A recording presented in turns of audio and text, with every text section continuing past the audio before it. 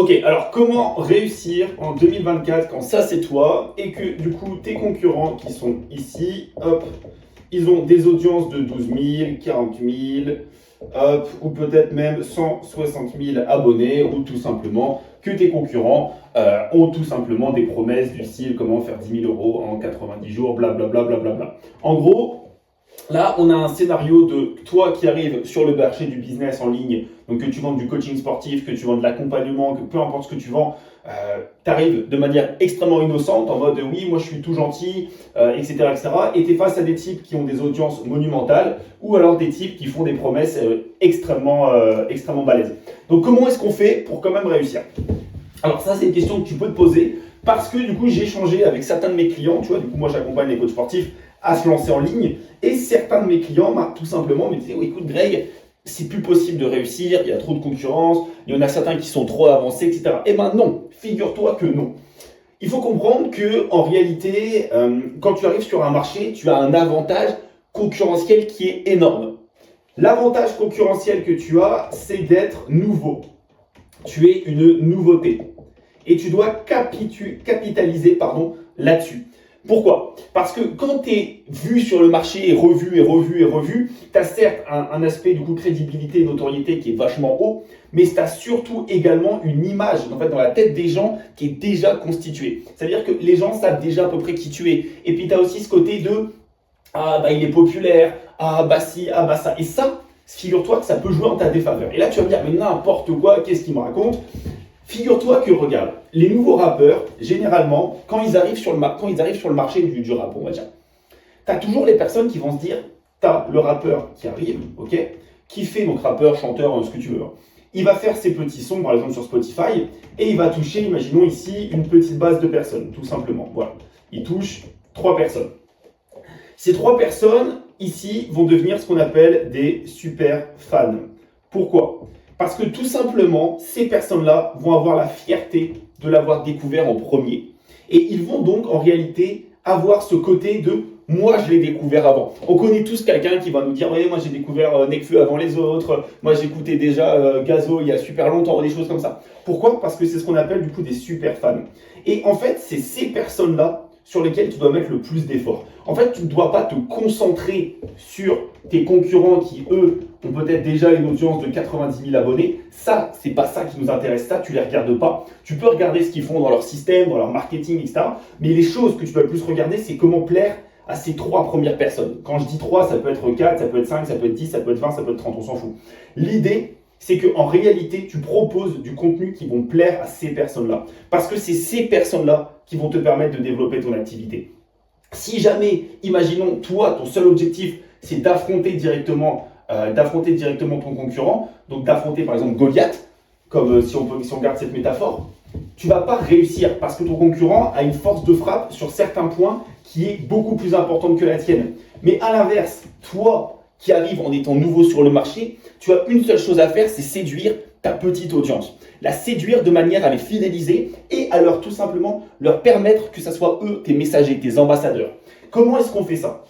On va tout simplement déjà se créer une identité qui est unique. Ok, il faut tout simplement que tu sois unique, mais quand je te dis unique, en tout point. Si par exemple tu es coach sportif et que tu as encore ton promesse, je t'aide à prendre de la masse en 90 jours, c'est vu et revu. Tu n'arriveras pas à te démarquer. Mais si à l'inverse, tu arrives sur le marché du coaching sportif, tu as, imaginons sur toutes les vidéos, tu as un t-shirt, je sais pas, de Star Wars, tu as une barbe qui est longue comme ça, tu t'adresses à des personnes qui sont, imaginons, fans de jeux vidéo. Et en fait, derrière, tu arrives par ton discours à créer une communauté de personnes fans de jeux vidéo dans le fitness, tu es tout seul.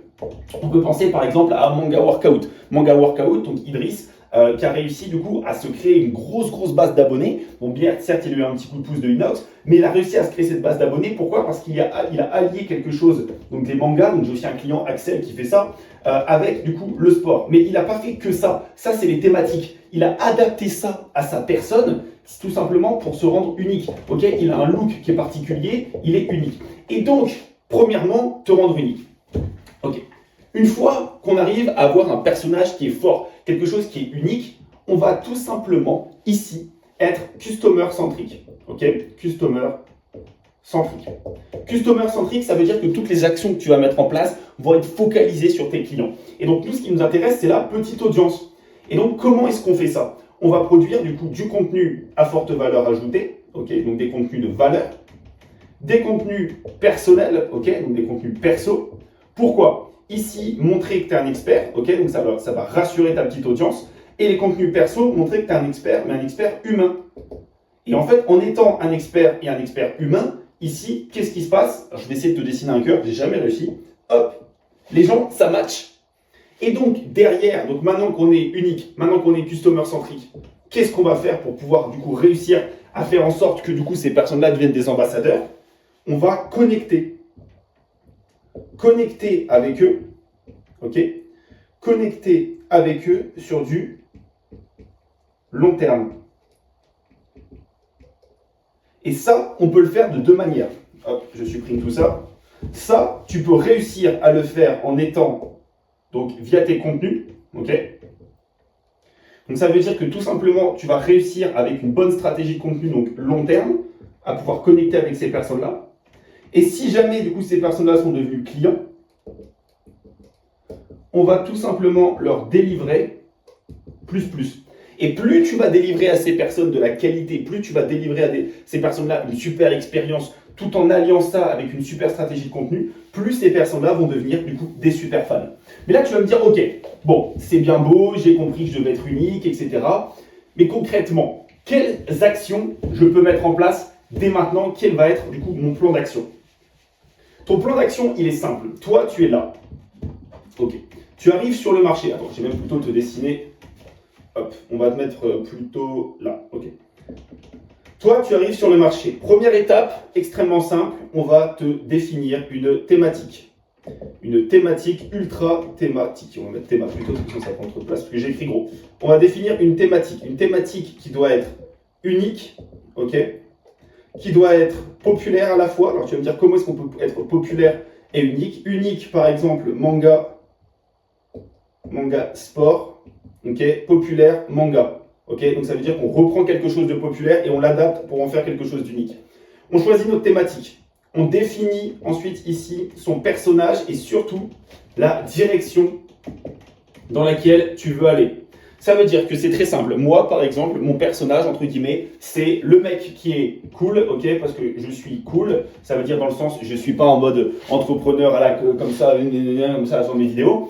Donc je suis un mec cool, je suis un mec qui se tue au sport, ok, et je suis un mec qui est fan de business et qui fait du business.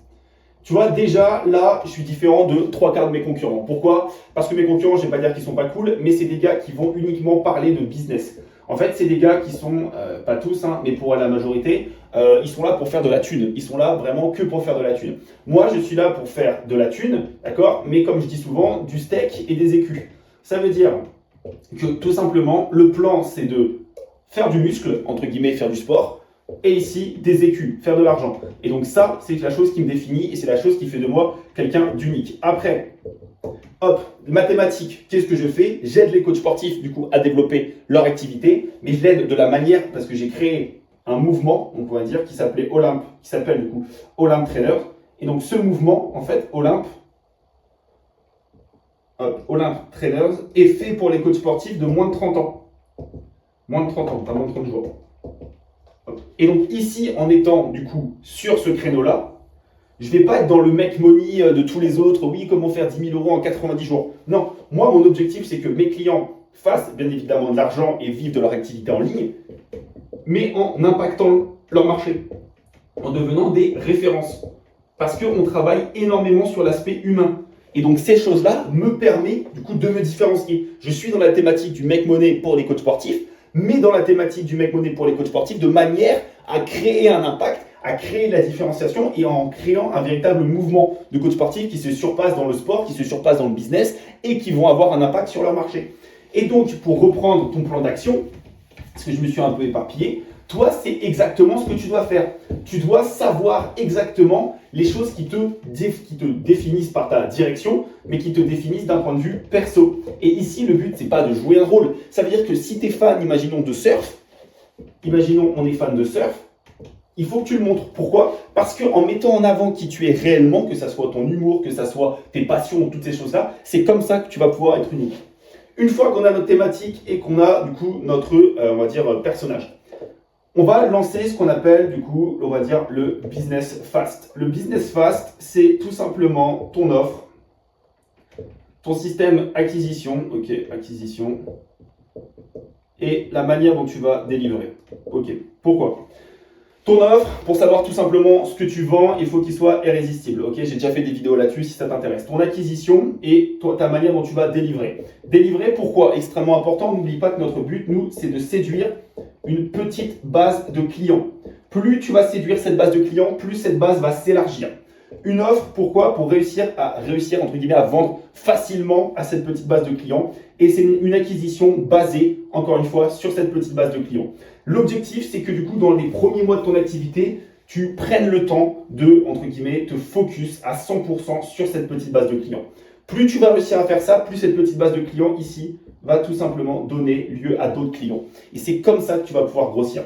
Et là où du coup tu vas mettre entre guillemets une longueur d'avance sur tes concurrents sur du long terme, c'est qu'une fois que tu as fait un business fast, entre guillemets, toi, au début, tu as commencé, tu étais un peu comme ça. Donc là, on va mettre nombre de clients. Ok, nombre de clients, temps. Tes concurrents, ils vont pas te surveiller parce qu'ils vont tout simplement se dire que tu es le petit nouveau du marché et on s'en fout. Mais toi, tu sais la direction que tu vas et que ici, tu fais un super boulot, donc tu délivres extrêmement bien tes clients. Et bien en fait, petit à petit, ça va commencer à faire comme ça. Ça va faire comme ça. Et là, au moment où ça va commencer à monter, où tu vas commencer à gêner tes concurrents, ils vont commencer à regarder ce que tu fais. Et c'est à ce moment-là où toi, du coup, tu pivotes sur créer un mouvement qui va être unique. Et en fait, une fois que du coup, on a créé un mouvement qui est adapté à ces personnes-là, tout le monde veut faire partie d'un mouvement. Tout le monde veut rejoindre un mouvement, tout le monde veut rejoindre un groupe. Et sauf que le problème, c'est qu'un mouvement, c'est très dur à combattre. Et tes concurrents qui, eux, vont être extrêmement focus sur des stratégies du style on fait une ads, on envoie sur une page de machin et tout machin, eh ben, eux, ils vont pas comprendre. Ils vont pas comprendre comment des gens peuvent adhérer autant à ton mouvement. En fait, ces gens-là vont pouvoir adhérer autant à ton mouvement parce que toi, derrière, tu as fait un super travail ici pour délivrer et construire quelque chose en fonction de tes clients et en fonction de toi. Et ça, c'est impossible à contrer. Et c'est de cette manière que tu vas pouvoir réussir à, entre guillemets, vaincre des concurrents qui sont beaucoup plus gros que toi ou des concurrents qui, tout simplement, peut-être à ce moment-là, au début, tu te disais que c'était pas possible. Également, avant qu'on se quitte, je veux juste rajouter un petit point qui est pour moi extrêmement primordial. Excuse-moi, j'efface tout ça, sinon tu vas rien voir. Ok, c'est ce schéma. Ce schéma, je l'ai vu il y a quelques temps et ça m'a fait un déclic. Ok, hop. Ça, c'est le charbon. Ok, donc ça, c'est le schéma pour réussir. Ça, c'est la tech. Ok, ça, c'est le capital. Et ici, c'est ton média, c'est ta présence en ligne. Pour réussir en ligne, tu vas être obligé de charbonner, tu vas être obligé de travailler et ça, c'est indispensable. Mais maintenant, si jamais tu veux réussir, tu as trois possibilités. Soit tu vas développer une tech, par exemple, tu vas réussir en ligne, enfin, tu vas travailler et en même temps, tu vas créer un logiciel. Soit tu as du capital, donc tu vas travailler et tu vas, par exemple, lancer des ads, investir sur des choses, faire de l'acquisition. Ou soit tu vas développer ta présence en ligne. Et en réalité, quand tu commences, c'est la seule chose sur laquelle tu dois te focus, c'est ta présence. C'est être le plus visible possible et capter l'attention. Je veux que tu mettes ton focus non pas sur comment réussir à faire des bonnes ads ou je sais pas quoi, mais comment capter l'attention. Peu importe le système d'acquisition que tu utilises, il faut qu'il dedans on ait capté l'attention pour rediriger vers ton média, c'est-à-dire ta présence en ligne. On ne fait pas comme certains qui vont te faire une ad vers derrière une page de capture et puis derrière nanana, une conférence gratuite, etc. Parce que le problème de ça, c'est que derrière, c'est très difficile de se développer en ligne. Et nous, on est dans cette phase. On est au début où on n'a pas de clients, ok? On n'a pas de clients et on est là. On est à peu près ici. Nous, ce qu'on veut, c'est faire ça. Et pour réussir à avoir ce levier ici, il faut capter l'attention. Capter l'attention de qui? Tu l'as compris, de nos 3 premiers super fans. Ok? Et ça, c'est super important. Tu dois capter l'attention ici. Et si on regarde tous les rappeurs, c'est la plupart du temps, c'est ce qu'ils ont fait. Si un rappeur a énormément travaillé dans son studio, il s'est construit une base ici de premiers, on va dire, personnes qui l'écoutaient de manière extrêmement fidèle. Et ensuite, derrière, il a eu du capital. Et grâce à ce capital, par exemple, on va penser à Fianso, on va penser à Maître Gims, on va penser à Booba, toutes ces choses-là, ils peuvent organiser des événements incroyables. Pourquoi? Parce que du coup, ça leur donne en fait une force de frappe. Donc ton plan d'action, c'est de travailler beaucoup, de développer ton média ici en captant l'attention de tes super fans, et une fois que tu vas avoir beaucoup de capital, de transformer du coup le mouvement que tu as créé avec ces super fans, ok, de le transformer en mouvement XXL, parce que du coup, tu as pu avoir du capital. Et donc là, on va créer du coup le mouvement XXL, XXL Move, ok, parce que du coup, ici, là, on n'est plus sur le même créneau que nos concurrents. Et c'est de cette manière, en fait, quand tu commences vraiment ton business, je veux vraiment que tu vois, là on a deux routes. Hop. Je veux que tu prennes la route qui va être unique. Parce que c'est uniquement de cette manière que si jamais tu vas sur la même route que les autres, tu n'arriveras pas parce que tu te bats avec des personnes. C'est comme si tu ne te battais pas dans la même catégorie. Si tu pèses 40 kilos, tu ne vas pas aller te battre avec Mike Tyson qui pesait 100 kilos. Mais par contre, si tu pèses 40 kilos et que ici, tu vas affronter des personnes qui font entre guillemets 40 kilos, tu vas jouer dans ta catégorie, bah, tu vas réussir. Et quand tu deviendras le meilleur de cette catégorie, tu vas passer dans une autre catégorie, dans une autre catégorie. Sauf que le problème, c'est que si jamais, c'est que eux, ceux qui sont tous là, eux, ils vont pas te voir arriver. Ils vont pas mettre ton focus pour toi, ils vont pas te mettre des bâtons dans les roues. Et derrière, toi, quand tu auras du coup ce mouvement XXL que tu auras pu développer via du capital, tu seras inarrêtable. Parce que du coup, tu seras unique et en même temps, tu auras quelque chose qui ne sera pas recopiable, quelque chose qui ne sera pas, on ne pourra pas te plagier, ça sera ton mouvement. Et tu auras ton identité unique avec un nombre de super fans qui sera extrêmement fort. Et ça, c'est exactement la même chose qu'on peut voir par exemple en politique, en musique. Squeezie, il commence par un média, il a créé un mouvement avec les Squeezos ou toutes ces choses-là. Derrière, il utilise du capital pour créer quelque chose d'unique. Inoxtag, pareil, il a charbonné, il a fait des vidéos, il a créé du coup sa présence unique avec son personnage unique, c'est ce qu'on a vu tout à l'heure. Derrière, il investit avec du capital, il fait des projets incroyables, on va monter l'Everest, on va faire des choses comme ça. Qu'est-ce qui se passe? Il est unique. Il est unique, il marque les gens, et quand tu marques les gens, tu peux te différencier de tout. Voilà, c'était tout. Dis-moi si ce nouveau format te plaît, et écoute, j'en ferai dans le futur, hein, si jamais ça te plaît. Allez, ciao!